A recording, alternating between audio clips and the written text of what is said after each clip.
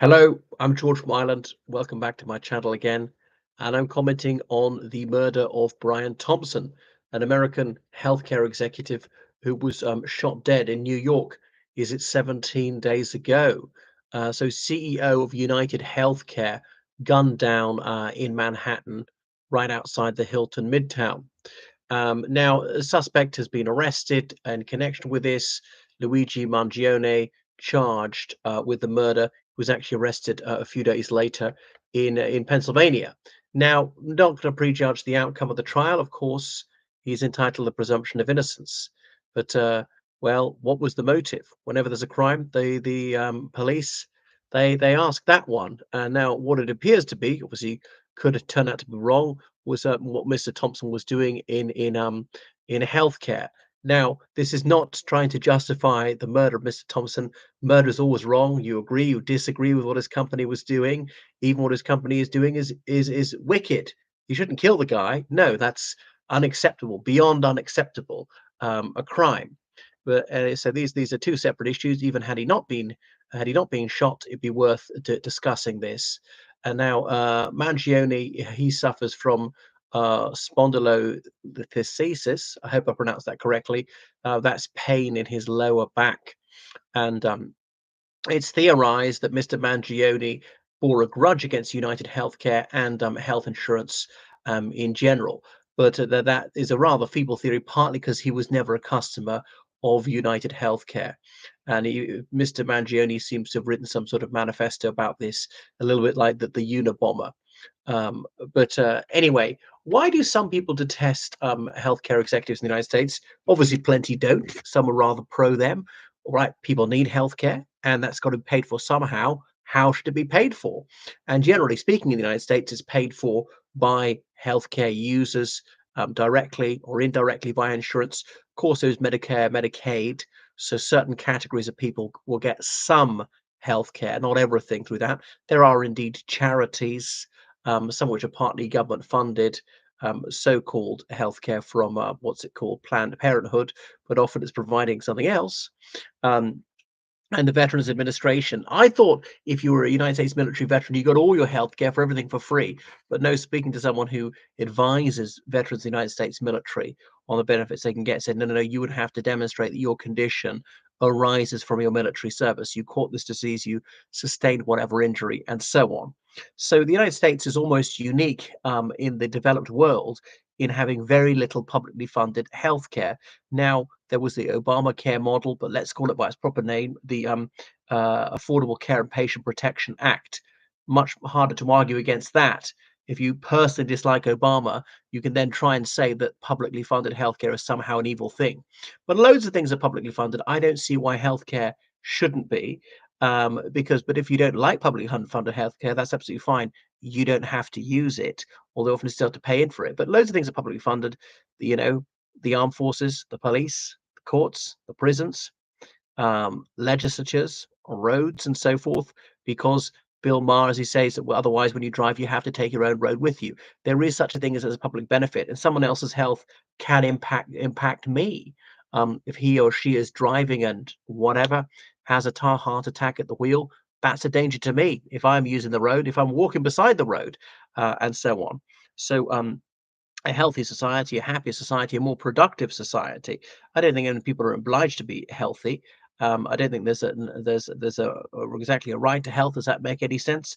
But if you want to eat an unhealthy diet and eschew exercise and so forth, I wouldn't stand in your way.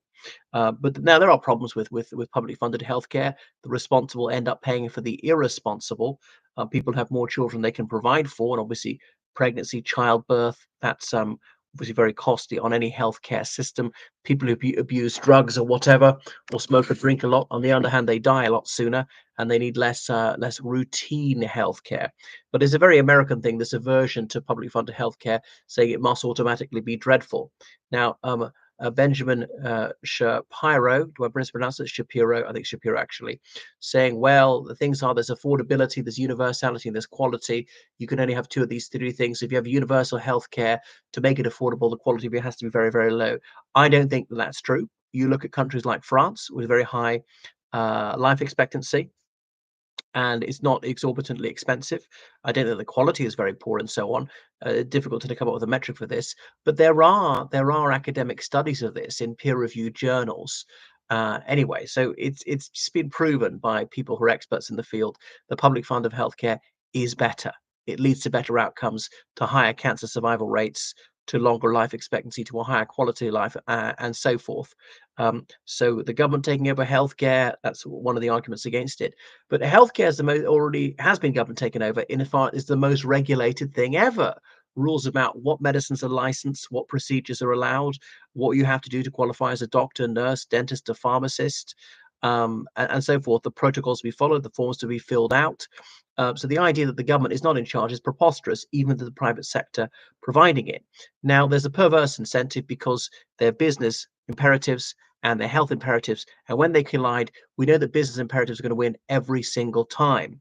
So, how do you make a profit in a business? You charge as high a price as you can get away with, and then you spend as little as possible providing that good a service as you can get away with, and that's how you make a massive profit, and that's how the shareholders get loads of money. Deny care. If there's any excuse to say no, this is not on your health insurance plan, then you don't have to pay anything for that care. Um, Always contest it, always fight in the courts. Your resources are greater than theirs, so people are not gonna dispute it because they think, well, we'll just run out of financial resources for this legal case before the health insurance company will. So we're just not even going to start fighting that battle that we'll lose, and so on. All these pre-existing conditions like healthcare, which cover everything except illness, so it becomes virtually useless. Now there is very extensive healthcare which will provide a lot if you're extremely rich. So the people who need insulins, they're diabetic, they can't afford it all the time. People take jobs they dislike on poor salaries simply because it's got a good healthcare plan. I realize it varies from state to state a little bit. Mitt Romney, a Republican, when he was governor of Massachusetts, this is like over 20 years ago, he brought in something very similar to that single payer system. Well, they estimate the entire cost of healthcare for the entire state. Everybody has to pay something towards it, which is based on their income. And then it's free at the point of delivery. When you go to a doctor, nurse, dentist, getting medicine, whatever, operations, and that'll be free of charge. And of course, you're not obliged to use that system. If you want to pay to go private, you are entitled to do so. So a bit like schooling, whether you have children, don't have children, whether you homeschool your children, go to an independent school or not, nevertheless, you pay taxation, which goes towards publicly funded education and so forth. You pay for the fire brigade or fire department, as they say in the United States. Supposing there's never a fire in your house, nevertheless, you have to pay towards it. Supposing there is a fire in your house, you put it out yourself, nevertheless, some of your money is going towards the fire brigade. Supposing there is a fire where you live and you don't bother to call the fire brigade or put it out yourself, all right, but the money is still going towards it because this can impact other people. And like coronavirus was an example of this, that someone else's health can impact other people because they're things which are contagious conditions. And even when it's not contagious, it still affects the wider economy. So these things can also be a matter of civil liberty because our civil liberties are restricted to move here or there because of diseases which are communicable. Right. Anyway, thank you so much for watching my channel. I'm a right winger, a capitalist, but I'm not an absolutist, and I want value for money. And I recognise that publicly funded healthcare is good value for money. There are problems with it. I'm the first to criticise the National Health Service. In the United Kingdom, the Republic of Ireland, where I come from, we have more of a mixed public-private system, and a large minority, about 47% of people, have private health insurance there. And that's still better than what they got in the United States, seems to me. Thanks for watching the channel. Make sure you subscribe on Patreon, donate PayPal, georgecallahan79@gmail.com. Goodbye.